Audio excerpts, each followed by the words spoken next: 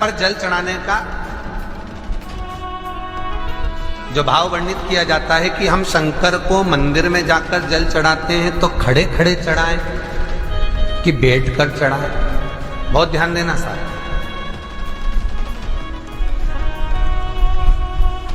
शंकर में मंदिर में जाकर हम भगवान शंकर को जल चढ़ाएं तो खड़े होकर चढ़ाएं कि बैठकर चढ़ाएं।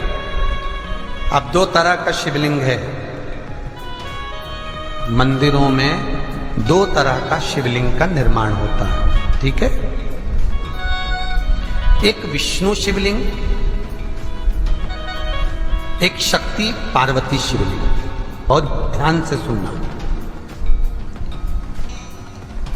दो तरह का शिवलिंग मंदिरों में होता है, दो तरह का शिवलिंग मंदिरों में होता है, समझ लेना बहुत अच्छी तरह से। एक शिवलिंग वो होता है जो जमीन पर डायरेक्ट जलाधारी रहती है, शिवलिंग रहता है, ऐसी जलाधारी पूरी की पूरी, और शिवलिंग जमीन पर रखा रहता है, भूमि पर रखा रहता है, डायरेक्ट जमीन पर।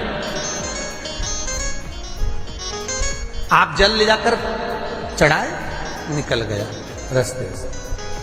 एक शिवलिंग जो जमीन पर डायरेक्ट शंकर भगवान की जलाधारी और शिवलिंग रखा रहता है, वो शक्ति शिवलिंग कहलाता है। माता पार्वती का हस्त कमल उस शिवलिंग के सम्मुख में। और दूसरा शिवलिंग एक डमरू जैसा होता है। अब वो हम उसको कैसे वर्णन,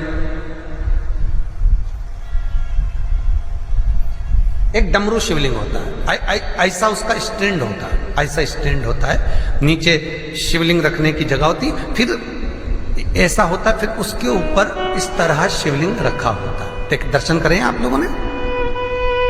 अब फिर इसके ऊपर शंकर भगवान का शिवलिंग रखा होता है, ठीक है। इस तरह का जो शिवलिंग होता है, एक डायरेक्ट नीचे रखा हुआ शिवलिंग और एक भगवान जो नीचे डमरू जैसी आकृति होती है, इस पे जो डमरू जैसा जो भाग बना होता है, ये भगवान विष्णु का हस्तकमल है, और ऊपर का जो भाग है वो भगवान ब्रह्मा का हस्तकमल है।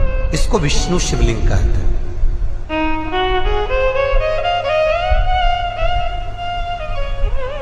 इसको हरीश्वर महादेव भी कहा जाता है। कौन सा महादेव कहते हैं? हरि सर्वेश्वर महादेव।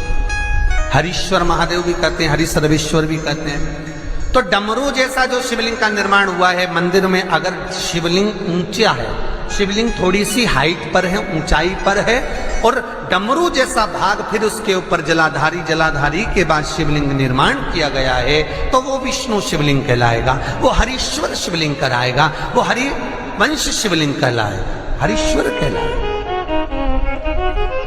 और जो डायरेक्ट सीधे जो रखा हुआ है, 12 ज्योतिर्लिंग के अगर आप दर्शन करेंगे तो कहीं पर भी आपको विष्णु शिवलिंग नहीं मिलेगा, केवल एक नागेश्वर को छोड़कर। कहां पर छोड़कर? जम के बोलिए, केवल एक नागेश्वर। नागेश्वर को छोड़कर बाकी के जितने 12 ज्योतिर्लिंग में शिवलिंग के दर्शन करोगे, सब शक्ति शिवलिंग मिलेंगे, सब जमीन पर। आप जितने भी देखेंगे, काशी का देखेंगे, महाकालेश्वर देखेंगे, तो डायरेक्ट जमीन पर जलाधारी बनी है महाकाल बाबा की, डायरेक्ट जमीन पर बनी है, कोई ऊंचाई नहीं है, डायरेक्ट जमीन पर, फिर शिवलिंग है। ओमकारेश्वर देख लीजिए, ममलेश्वर देख लीजिए, आप चाहें तो विश्वनाथ देख लीजिए, डायरेक्ट जमीन पर। सोमनाथ देख लीजिए, डायरेक्ट जमीन पर। केदारेश्वर देख लीजिए, डायरेक्ट जमीन पर। भीमाशंकर, वैद्यनाथ, डायरेक्ट। आप वैद्यनाथ जी के लाइव प्रसारण कभी चालू कर देखना, डायरेक्ट जमीन पर, डायरेक्ट।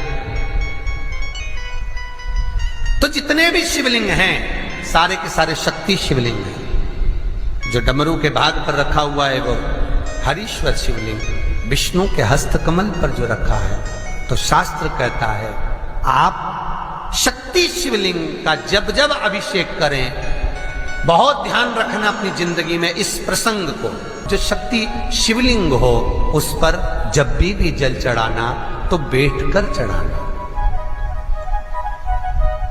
बैठकर चढ़ाना।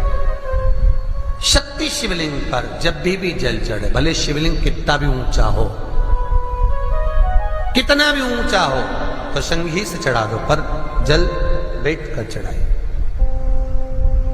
भले शिवलिंग ऊपर है, पूरा तरह से हाथ नहीं पहुंचा, जैसे सोमनाथ जी में अब शिवलिंग कितना बड़ा है, महाकालेश्वर का शिवलिंग कितना बड़ा है, तो उसको तो बैठकर स्नान नहीं करा सकते। भले शिवलिंग कितना भी ऊंचा हो, पर अगर भूमि टच है, शिवलिंग अगर भूमि टच है, शक्ति शिवलिंग है, तो भले आधा शिवलिंग नहाए, आधे पर पानी जाए, पर बैठकर ही स्नान कराया जाता है।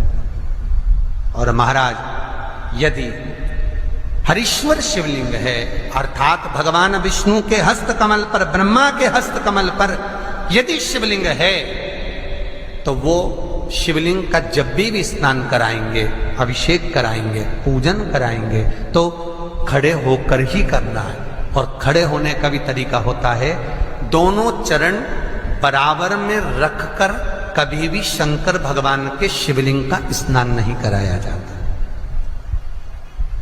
महाराज दोनों चरण बराबर रखकर, अगर हरीश्वर शिवलिंग है, किसी मंदिर में शंकर को जल चढ़ाने के लिए आप गए हो और शंकर को जल चढ़ा रहे हो, तो हरीश्वर अगर शिवलिंग है तो दोनों पांव बराबर रखकर नहीं, एक सीधा चरण थोड़ा सा आगे रखिए और उल्टा चरण थोड़ा सा पीछे रखकर भगवान शंकर का जलाभिषेक करने पर लक्ष्मी जैसे अपने चरण रहते हैं, भगवान शंकर उसी तरह से लक्ष्मी को दौड़ाते हुए अपने घर में प्रवेश करा।